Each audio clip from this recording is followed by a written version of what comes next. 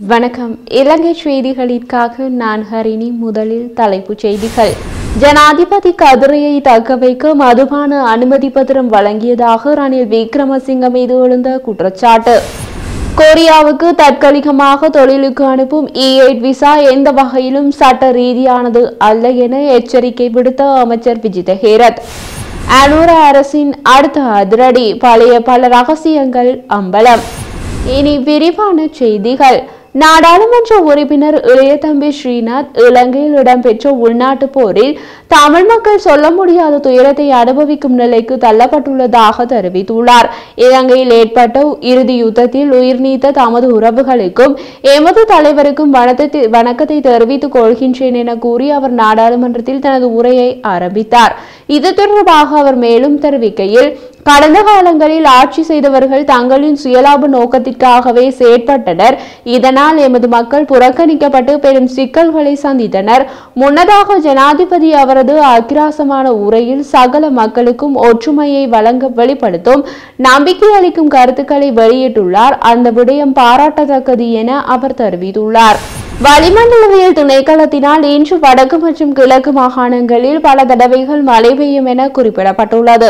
மேல் சப்ரகமுவ மற்றும் தென் மாகாணங்களிலும் நுவரெலிய மற்றும் கண்டி மாவட்டங்களிலும் சில இடங்களில் மாலையிலும் அல்லது இரவிலும் மழையோ அல்லது இடியுடன் கூடிய மழையோ பெய்யக்கூடிய சாத்தியம் காணப்படுகின்றது.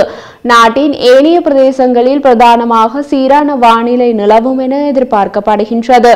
நாட்டின் பெரும்பாலான பிரதேசங்களில் காலை வேளையில் பனிமூட்டமான நிலை காணப்படும் என எதிர்பார்க்கப்படுகின்றது. இடியுடன் கூடிய மழை பெய்யும் வேளைகளில் அப்பிரதேசங்களில் தற்காலிகமாக பலத்த காற்றும் வீசக்கூடும். மின்னல் தாக்கங்களினால் ஏற்படக்கூடிய பாதிப்புகளை குறைத்துக் கொள்ள தேவையான முன்னெச்சரிக்கை நடவடிக்கைகளை எடுத்துக் கொள்ளுமாறு பொதுமக்கள் அறிவுறுத்தப்படுகின்றார்கள். சுகாதார மற்றும் ஊடக பிரதி அமைச்சர் வைத்தியர் அசங்க விஜயமுனி எதிர்வரும் ஜனவரி மாதம் முதல் 12 வயதுக்கும் கீழ்பட்ட சிறுவர்களை விளம்பரங்களுக்காக பயன்படுத்த முடியாது என தெரிவித்துள்ளார். இது தொடர்பிலான வர்த்தமானி அறிவித்தல் விரைவில் வெளியிடப்படும் என அவர் தெரிவித்துள்ளார்.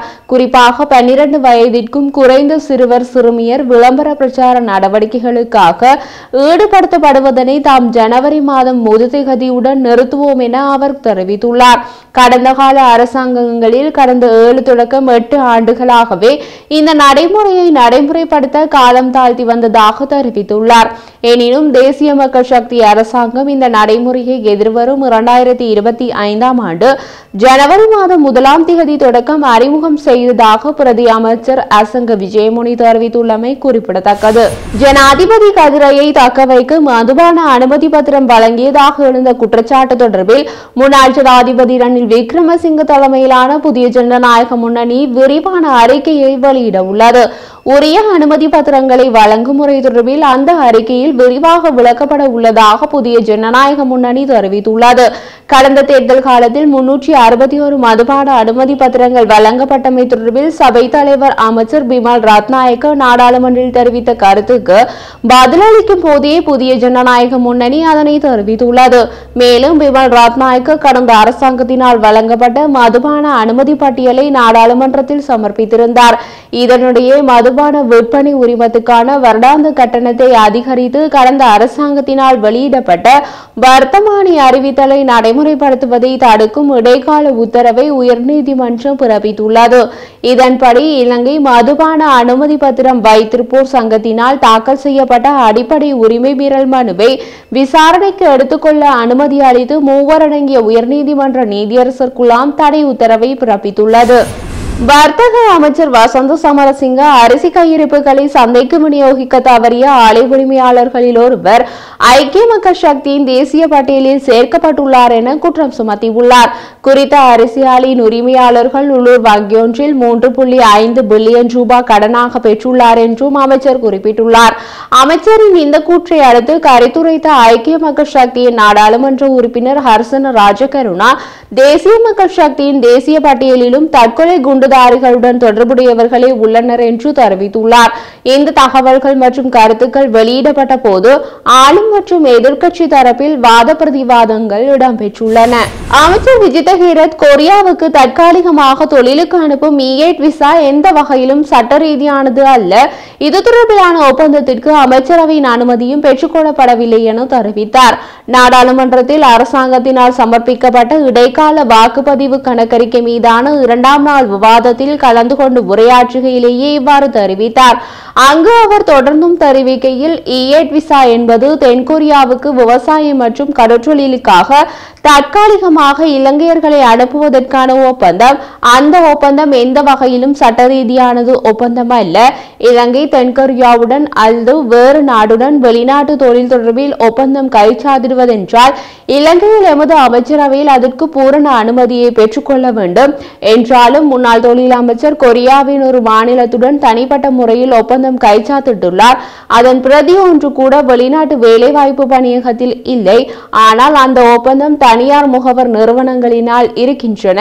ஆனால் அது எந்த வகையிலும் சட்டபூர்வமானதல்ல. ஆனால் பொறுப்பு வாய்ந்த அமைச்சர் என்ற வகையில் கைச்சாத்திட்டு புரிந்துணர்வு ஒப்பந்தத்தை அமைச்சரவைக்கு சமர்ப்பித்து அனுமதியை பெற்றுக்கொண்டு வெளிவிவகார அமைச்சில் அனுமதியை பெற்றுக்கொண்டு கொரியாவுக்கும் இலங்கைக்கும் இடையில் குறித்த புரிந்துணர்வு ஒப்பந்தத்தில் கைச்சாத்திட்டு இருக்கலாம். அவ்வாறு எதுவும் இடம்பெறவில்லை. அதனால் அப்பாவி இளைஞர்கள் யுவதிகள் இதன் உண்மைத்தன்மை தெரியாமல் வெளிநாட்டு முகவர் நிறுவனங்களில் பதிவு செய்து கொரியாவுக்கு செல்ல விண்ணப்பித்திருக்கின்றனர். அதற்கு கொரிய தூதரகத்தினால் விசா வழங்கி இருந்தது. கொரியாவுக்கு இதில் எந்த பிரச்சனை இல்லை. ஏனெனில் அவர்களின் சட்டத்துக்கு அமைய மாநிலம் ஒன்றுடன் புரிந்துணர்வு ஒப்பந்தம் செய்து கொள்ள முடியும். எமது நாட்டின் சட்டத்தின் பிரகாரம் அவ்வாறு முடியாது. மாகாண சபைக்கு அவ்வாறு தனியான ஒப்பந்தம் கைச்சாத்திட முடியாது. மத்திய அரசாங்கத்துக்கே அந்த அதிகாரம் இருக்கிறது. அதனால் இந்த சட்டத்திற்கு முரணான E8 விசாவினால் அதிகமானவர்கள் பாதிக்கப்பட்டுள்ளனர் என்றார். ஜனாதிபதி அனுரவின் அரசு பதவிக்கு வந்த பின் நம்பிக்கையை ஏற்படுத்தக்கூடிய பல நடவடிக்கைகள் முன்னெடுக்கப்பட்டது நாட்டின் அனைத்து இனத்தவரது மனங்களை கவர்ந்துள்ளது. கடந்த அரசாங்கங்கள் ஊடகங்கள் மீது மிக கடுமையான இராணுவ ரீதியான நடவடிக்கைகளை எடுத்தன. இது தமிழ் ஊடகவியலாளர்களை பாதித்த சம்பவங்களுடன் நிறுத்தி கொண்டன தமிழ் ஊடகங்கள். ஆனால் சிங்கள ஊடகவியலாளர்களை பாதித்த சம்பவங்களை வெளியிட தமிழ் ஊடகங்கள் முன் வரவில்லை. நாம் தமிழ் ஊடகவியலாளர் போல பிரகீத் எக்னலிகொட ஒரு சிங்கள ஊடகவியலாளர் தமிழ் மக்களுக்கு மஹிந்த அரசு செய்த அநீதிகள் பற்றி பல கருத்துக்களை தெரிவித்தவர். ஆனால் மஹிந்த ஆட்சி காலத்தில் அவர் காணாமல் போன போது தமிழர் தரப்பிலிருந்து எந்த எதிர்வினையும் கிடையாது. அவர் காணாமல் போனது தொடர்பான வழக்கு விசாரணை டிசம்பர் 6ஆம் தேதி புதிய விசாரணையுடன் தொடரும் நிலையில் 9 இராணுவ உளவுத்துறை அதிகாரிகள் இதில் ஈடுபட்டுள்ளனர். இந்த நிலையில் நீதித்துறை வெளிப்படைத்தன்மை மற்றும் பாரபட்சமற்றது என்பதை உறுதிப்படுத்துமாறு எல்லைகளற்ற நிரூபகர்கள் RSF புதிய அரசாங்கத்திற்கு அழைப்பு விடுத்துள்ளது.